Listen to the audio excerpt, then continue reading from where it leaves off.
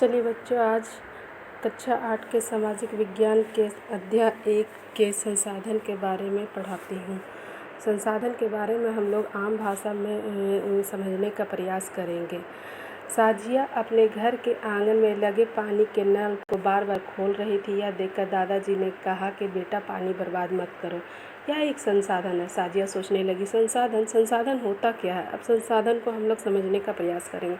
हम लोग जो दैनिक जीवन में उपयोग कर रहे हैं वस्तुओं को ही संसाधन करते हैं, जो हमारे लिए उपयोगी एवं बुनियादी आवश्यकताओं को पूरा करती है।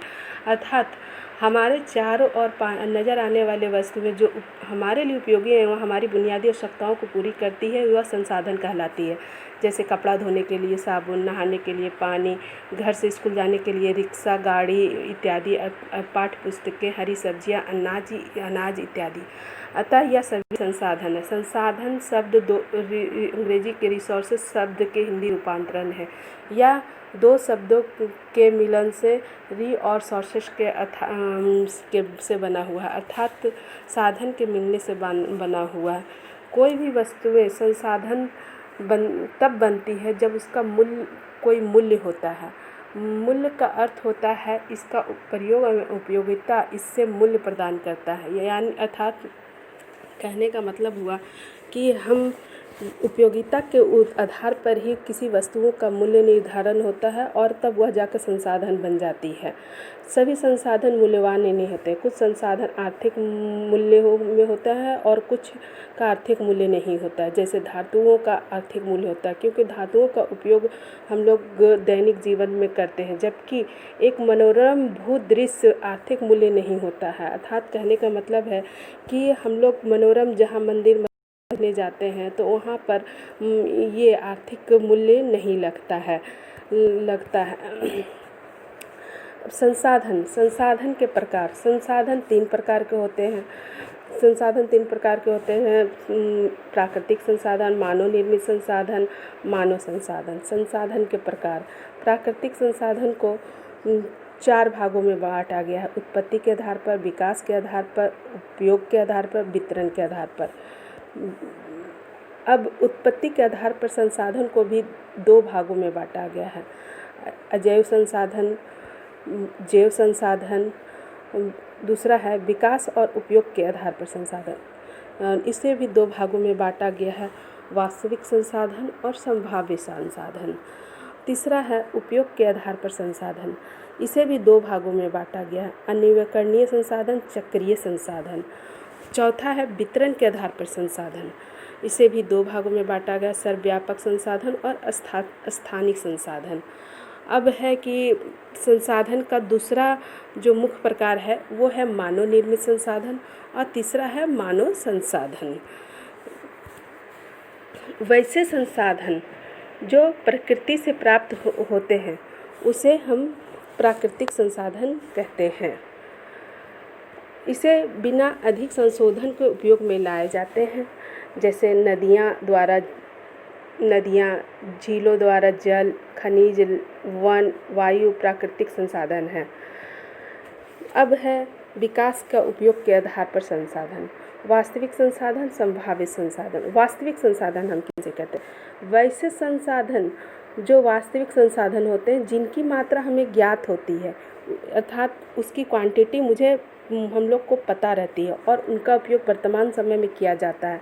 जैसे पश्चिम एशिया में खनिज तेल, महाराष्ट्र के दक्कन में पठार की काली मिट्टी, झारखंड में कोयला, बॉक्साइट इत्यादि। ये सभी क्या है? वास्तविक संसाधन। संभाव्य संसाधन। वैसे संसाधन संभाव्य संसाधन होते हैं जिनकी मात्रा हमें ज्ञात नहीं होती है और जिनका उपयोग वर्तमान समय में नहीं किया जा रहा है या भविष्य के लिए सुरक्षित रखा गया है। वर्तमान में प्रौद्योगिकी का स्तर संभवतः इन संसाधनों का आसानी से प्रयोग करने के लिए पर्याप्त रूप से उन्नत नहीं है। जैसे लद्दाख में पाया गया यूरेनियम एवं केरल का तटीय रेत में पाया जाने वाला मोनोजाइट अब आता है। ये सब हो गया वास्तविक संसाधन। कुछ अन्य संभाव्य संसाधनों का पता लगाएंगे, जैसे है खनिज, कोयला, तांबा इत्यादि। उत्पत्ति के आधार पर है। प्राकृतिक संसाधन का तीसरा है उत्पत्ति के आधार पर संसाधन। इसे भी दो भागों में बांटा गया, अजैव संसाधन और जैव संसाधन। अजैव संसाधन हम उसे कहते हैं जिसमें जीवन ना हो, अर्थात मिट्टी, चट्टान, हवा, जल इत्यादि। और जैव संसाधन हम उसे कहते हैं जिसमें जीवन हो, जैसे जंतु, मानव इत्यादि। अब आता है प्राकृतिक संसाधन का तीसरा भाग है उपयोग के आधार पर। जिसे दो भागों में बांटा गया है, नवीकरणीय संसाधन। 3 भागों में बांटा गया, नवीकरणीय संसाधन, चक्रीय संसाधन और नवीकरणीय संसाधन। नवीकरणीय संसाधन हम किसे कहते हैं? वैसे संसाधन जिस नवीकरणीय संसाधन कहलाते हैं जिनका शीघ्रता से नवीकरणीय हो जाता है, यानी वह पुनः दोबारा उपयोग के लिए बन जाए। इनमें से कुछ है सौर ऊर्जा एवं पवन ऊर्जा। और उन मानवीय क्रियाओं का प्रभाव नहीं होता है, उन पर मानवीय क्रियाओं का प्रभाव नहीं होता है, जैसे जल, मृदा, वन, ये सभी नवीकरणीय संसाधन हैं। यानी एक बार नष्ट होने के बाद फिर से ये बन जाते हैं, इसे ही नवीकरणीय संसाधन कहते हैं। अब है उत्पत्ति के आधार पर दूसरा है अनवीकरणीय संसाधन। वैसे संसाधन नवीकरणीय संसाधन कहलाते हैं जिनके भंडार सीमित है एवं एक बार उपयोग हो जाने के बाद इसे नवीकरणीय होने में लाखों वर्ष का लग जाते हैं। अर्थात वैसे संसाधन को अनवीकरणीय संसाधन कहते हैं जिनका एक बार समाप्त होने के बाद नवीकरणीय यानी पुनः बनने में लाखों वर्ष लग जाते हैं। यह अवधि मानव जीवन की अवधि से बहुत अधिक है, जैसे पेट्रोलियम, कोयला, प्राकृतिक गैस, इसे बनने में 100 साल लग जाते हैं। अब है तीसरा चक्रीय संसाधन, जिसे उत्पत्ति के आधार पर आता है।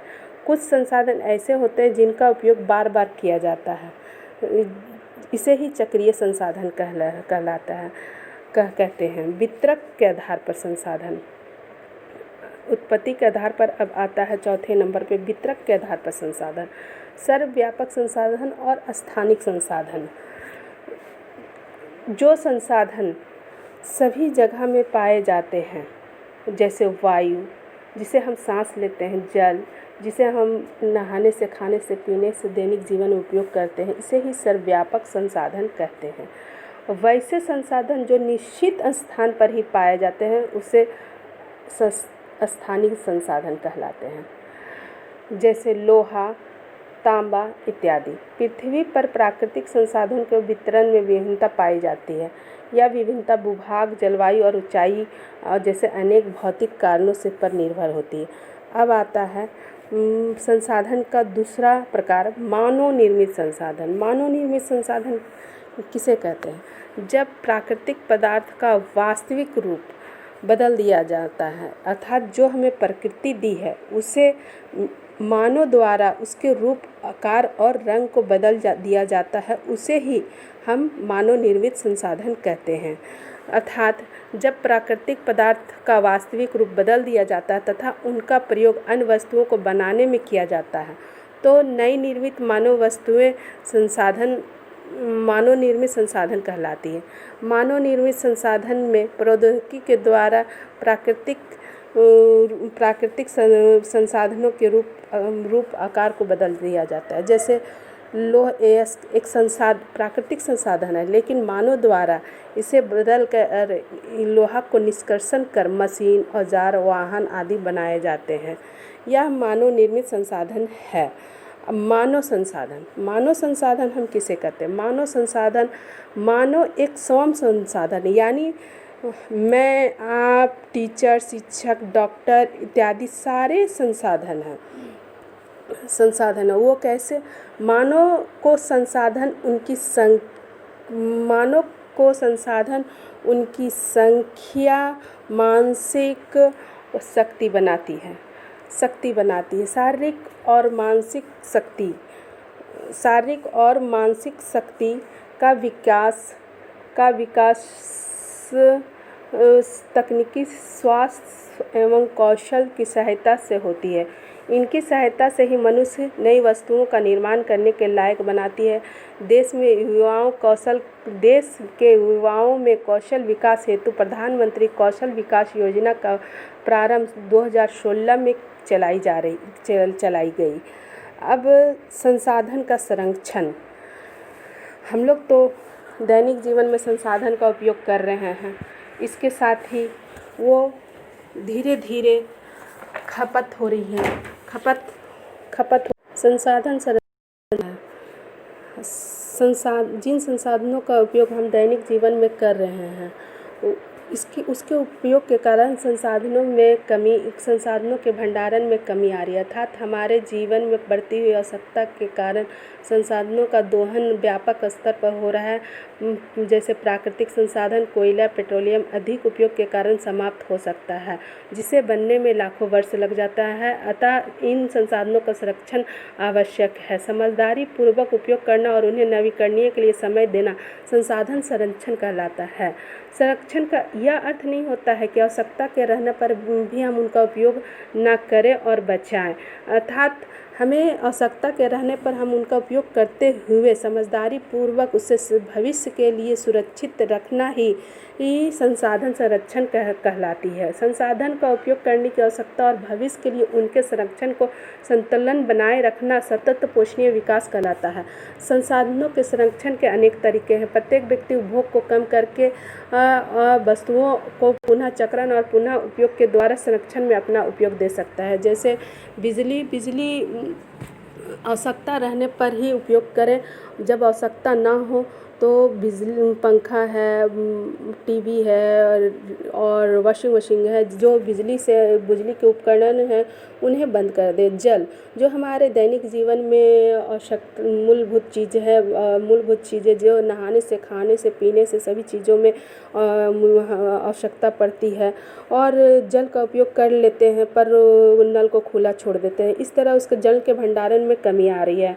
अर्थात हमें उपयोग के बाद उसे पुनः चक्रण और पुनः उपयोग के लिए संरक्षित करना आवश्यक है।